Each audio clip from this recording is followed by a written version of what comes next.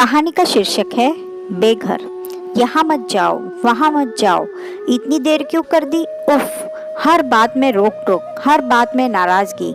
मैं भी गुस्से से खाना छोड़ घर से बाहर एक पार्क की तरफ बढ़ गया। मम्मी के लगातार फोन से परेशान होकर मैंने अपना मोबाइल फोन ही स्विच ऑफ कर दिया।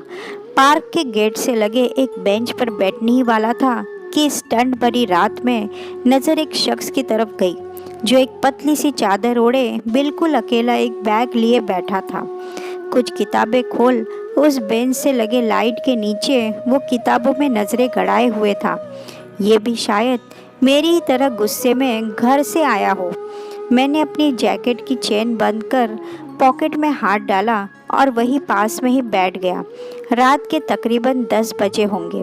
हम दोनों के सिवा यहाँ कोई तीसरा नज़र नहीं आ रहा था, इसलिए मेरी नज़र बार बार उसी पर जा रही थी, मगर उसने मुझे एक बार भी नहीं देखा।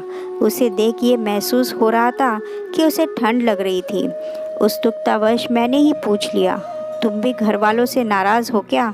उसने मेरी तरफ देखा, फिर कुछ सोचने लग गया। मैं आप ही से पूछ रहा हूँ, मैंने फिर से उससे पूछा। उसने पहली बार किताबों को छोड़ मेरी तरफ देखकर कहा, नहीं भाई, मैं उनसे क्यों नाराज़ होऊंगा, वो तो मुझसे मीलों दूर है। वो इतनी रात को यूँ यहाँ? उसने बड़ी उदास होकर कहा, यहाँ जिस कमरे में रहता था उन्होंने अचानक वो खाली करा दिया। उनकी कोई दूर की रिश्तेदार आई है, अब वही रहेंगी। एक कमरे की बात हुई है पर वो परसों से मिलेगा। कोई होटल ले नहीं सकता अभी, उतने पैसे। उसकी बातें ख़त्म भी नहीं हुई कि उसके मोबाइल पर किसी का कॉल आ गया। हेलो माँ। हाँ माँ। खाना खा लिया? अभी अभी खाया माँ। हाँ माँ, ठीक से हूँ। पापा को बोलना वो मेरे पैसे के लिए परेशान नहीं होंगे, मैं मैनेज कर लूँगा। नहीं माँ, उतनी ठंड नहीं है यहाँ। हाँ माँ, मिल जाएगा। हाँ माँ, बाय माँ। फ़ोन रखते रखते उसकी आंखें भीग आई थी।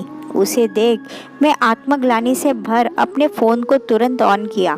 मम्मी का फ़ोन अब भी आ रहा था। हेलो, कहाँ है बेटे? कब से फ़ोन कर रही हूँ, घर आजा जल्दी। पापा ने भी अभी तक खाना नहीं खाया है। आ रहा हूँ मम्मी। अच्छा सुनो, वो आगे वाला खाली पड़ा कमरा 2 दिनों के लिए किसी को मिल सकता है क्या? मैंने मम्मी से उस लड़के की पूरी बात बता दी।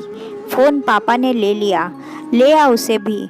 और सुन, बात बात पर घर छोड़कर नहीं जाते। पापा की आवाज़ में मेरे लिए जो दर्द था उसने मेरी आंखों में भी आंसू ला दिए थे। हाँ पापा। मैं उस लड़के का बैग उठा, उसके साथ घर की ओर चल पड़ा। घर क्या होता है आज इस बेघर ने मुझे समझा दिया है।